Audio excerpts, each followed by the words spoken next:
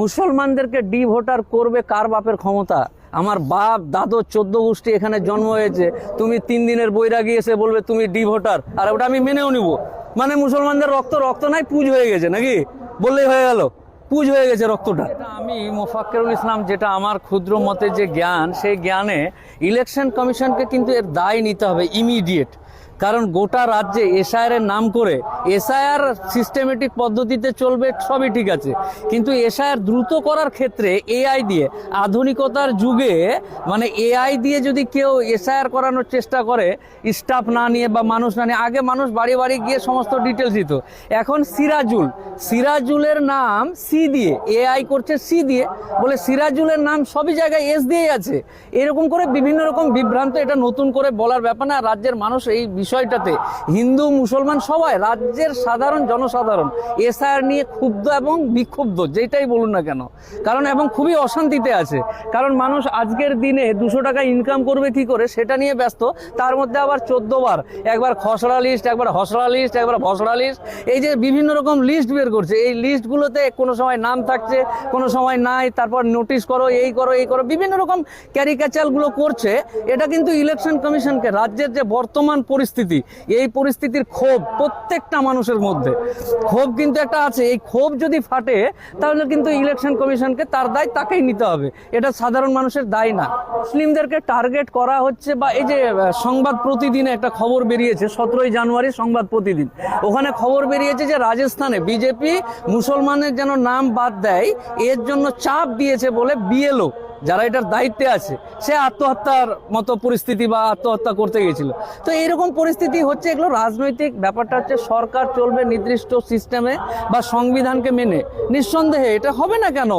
SR ভালো জিনিস করুক না, নাম ঠিকানা, বাপের নাম, 14 গোষ্ঠী, এগুলো দেখুক, কিন্তু এটা দেখতে গিয়ে ইন্টেনশনালি যদি কোনো রকম মুসলিমদের হয়রানি করার চেষ্টা করে বা কোনো হিন্দুদেরও হয়রানি করার চেষ্টা করে, অনেকেই এরকম আছে। শুধু মুসলিম, দেখুন, এক হাতে তালি বাজবে না, ঠিক তেমনই একাই কোনো গোষ্ঠীকে চাপ দিতে গিয়ে তখন নিজের মধ্যে অটোমেটিকলি যে আমার হিন্দু ভাইরা আছে তাদেরও নাম চলে আসছে।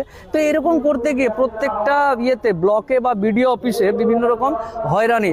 আজকে এমন কোনো ব্লক, এমন কোনো জায়গা নাই যেখানে মানুষ ক্ষোভে নেই। প্রত্যেক দিন হাজার হাজার মানুষ, কোটি কোটি মানুষের নাম বাদ দেওয়ার কথা বলছে। এর আগে একজন গবেষক মানিক ফকির বলে তারা বলতো, তখন আমরা ভাবতাম যে মনে হয় পাগলের মতন প্রলাপ বকছে, কিন্তু না, পরবর্তীতে দেখা গেল এসআইআর এর উদ্দেশ্য এবং এসআইআর যে ইন্টেনশনালি যখন কোনো একটা ধর্মকে টার্গেট করবে এবং এটা থেকে ভোটার কার্ড বাদ দিয়ে ডি ভোটার করে সামগ্রিক দিক থেকে দাস বানানোর চেষ্টা করবে, আর মানুষ এটাকে মেনে নিবে। আজকালকার যুগে চাঁদে যাওয়া মানুষ, আর তুমি এসআইআর এর নাম করে, আমি এখানে জন্মগ্রহণ করেছি, আমার বাপ জন্মগ্রহণ করেছে, আমার দাদু এখানকার, আর তুমি এসে বলবে এআই দিয়ে যে না তুমি এখানকার না, তোমাকে ডি ভোটার করা হলো।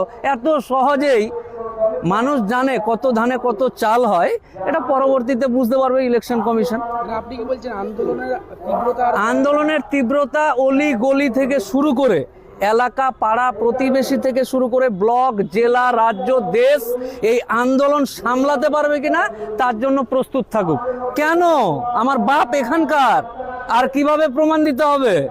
62 সালের দলিল দেখাচ্ছে না, এখানে তো আকার ফুল স্টপ, একার বাদ আছে, উমুক আছে, তুমুক আছে, এরকম কোনো ব্যাপার নেই। আমার একটা ফুল স্টপ কোথায় ছুটে গেছে, আগের দিনে কি হতো, জনগণনার সময় একটা লোক বাড়িতে এসে কাগজ নিয়ে বসলো, হ্যাঁ রে তোর বাপ কোথায় রে, অমুক জায়গায়, হ্যাঁ তোর বাপের নাম কি, অমুক, এই বলে দিল, ওইটাই লিখে নিয়ে চলে গেছে। এখন কাগজপত্র এবং এর যুগে তুমি যদি ফুল স্টপ আর আকার একারের জন্য নাম বাদ দাও, তো বাবা তুমি তৈরি থাকো ইলেকশন কমিশন। হুমকি দিচ্ছি না, বাস্তবতাটা। একজন উকিল মানুষ ইলেকশন কমিশনকে, ভারতের নির্বাচন কমিশনকে পরামর্শ দিচ্ছি, সুপরামর্শ ফ্রিতে, একজন আইনজীবী হিসাবে, যে এই যে ফুল স্টপ আর আকার একার নিয়ে মুসলিমদের নাম বা জনসাধারণের নাম বাদ দেওয়া হচ্ছে, এটা যদি কোনো কারণে এই লিস্ট থেকে এরা বাদ যায়, তাহলে সামলাবেন ভাই আপনারা আপনাদের। কারণ কেউ যদি এখানে 70 বছর ধরে, 150 বছর ধরে আছে, জন্ম মৃত্যু এখানেই, আর তাকে যদি তুমি ফুল স্টপের জন্য বা আকার একারের জন্য নাম বাদ দেওয়ার চেষ্টা করো, আলী আর রহমান আর উমুক আর তুমুকের জন্য, তাহলে তুমি বুঝবে আমাদের কিছু করার নেই। এটা নতুন কিছু নয় ভাই। এই 2000 এগুলো রাজনৈতিক নেতাদের মতো বক্তব্য দেয় 2014 পর নোটবন্দি এবং মানুষ ভোট দিয়েছে, যা ইচ্ছা তাই করছে, তো মানুষই তো অপরাধী যে এরকম একটা সরকারকে ভোট দিচ্ছে যে সরকার সবসময় লাইনেই দাঁড় করিয়ে রাখছে। তো এতে কোনো রাজনৈতিক দলের না, রাজনৈতিক দল তার মুনাফা নেওয়ার জন্য মানুষকে বিভিন্ন রকম করবেই। এতে তুমি এই ফাঁদে তুমি যদি মানে কি বলে বাঘে কি অনেক রকম উদাহরণ দেয় না, ফান্দে পড়িয়া বগা কান্দে, তো বগা তুই যদি কাঁদতেই চাস ভোট দিয়ে তো কাঁদ, এতে নতুন করে ব্যাপার বলার নেই যে নোটবন্দি হোমকবন্দি, তো এগুলো জানা হয়ে গেছে, মানুষ ভুলে যায়, এরকম একটা ব্যাপার আছে। তো এটাই কিন্তু শেষ। এসআইআর এই যে মানুষের হয়রানি করা, বাপের নাম নিয়ে আয়, দাদুর নাম নিয়ে আয়, এনআরসি, এই হেনা তেনা বেনা বিভিন্ন রকম, এটাই শেষ।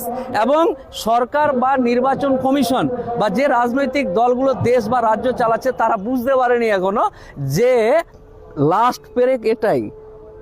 এসআইআর এর নাম করে যে টানাটানি করা হচ্ছে এটা কিন্তু লাস্ট পেরেক। আর এইতে মানুষ এর আগে হিটলার বা বিভিন্ন রকম ব্যাপার স্যাপারগুলো আছে, আন্দোলন, গণ আন্দোলন, বিভিন্ন রকম ব্যাপার স্যাপারগুলো আগামী দিন অপেক্ষা করছে। আমি ফ্রিতে পরামর্শ দিলাম নির্বাচন কমিশনকে যেন অতি দ্রুত বিষয়গুলো আন্তরিকতার সাথে এবং সিস্টেমেটিক্যাল অনুযায়ী করে, কোনো রকম ইন্ধন ছাড়া। কুমিরমুড়ায় আল ইহসান ট্রাস্ট অফ ইমাম মুয়াজ্জিনের উদ্যোগে মানবিক সহায়তা কর্মসূচি অনুষ্ঠিত।